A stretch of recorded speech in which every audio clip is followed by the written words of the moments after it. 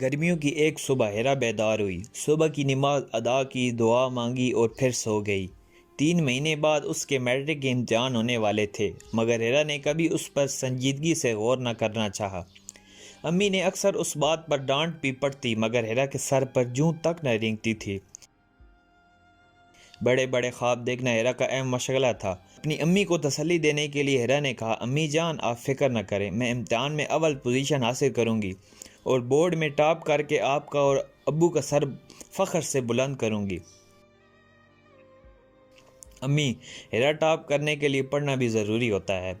ہیرا کے ابو نے ہیرا کو بلا کر کہا، ابو بیٹا، اس دنیا میں انسان کی عزت تعلیم کی بدولت ہی ہوتی ہے۔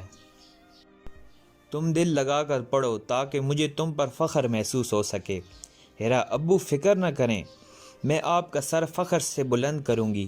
ابو کے اس جملے نے ہیرا کے دل میں گھر کر لیا اور ہیرا نے تن من دھن بازی لگا کر پڑھنا شروع کیا۔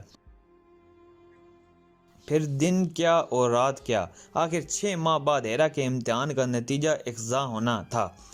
امی جان نے شکرانے کے طور پر ہیرا کے صرف پاس ہونے پر ہی دیگ بانٹنے کا ارادہ کر رکھا تھا۔ سب لوگ ہیرا کو انڈرسٹیمیٹ کرتے تھے۔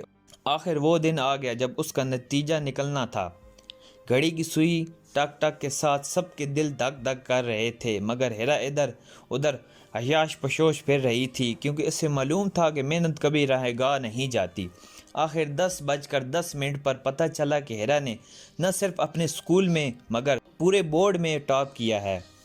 1 منٹ کے لیے تو سکوت سا چھا گیا تھا۔ کسی کو یقین نہ آ رہا تھا کہ ہیرا اس قدر قابل اور ذہین نکلے گی۔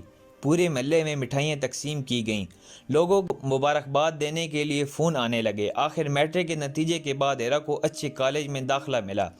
2 سال بعد ہیرا کے ابو نے اسے آگے پڑھنے کے لیے باہر بھیجا۔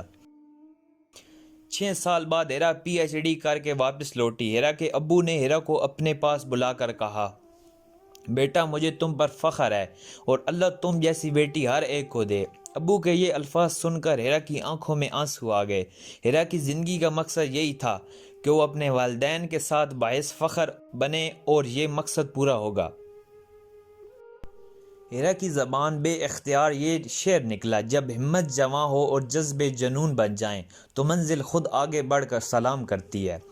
پھر ہیرا کی شادی بہت امیر خاندان میں ہوئی۔ اسے دنیا بھر کے مختلف ممالک میں بار بار جانے کا موقع ملا۔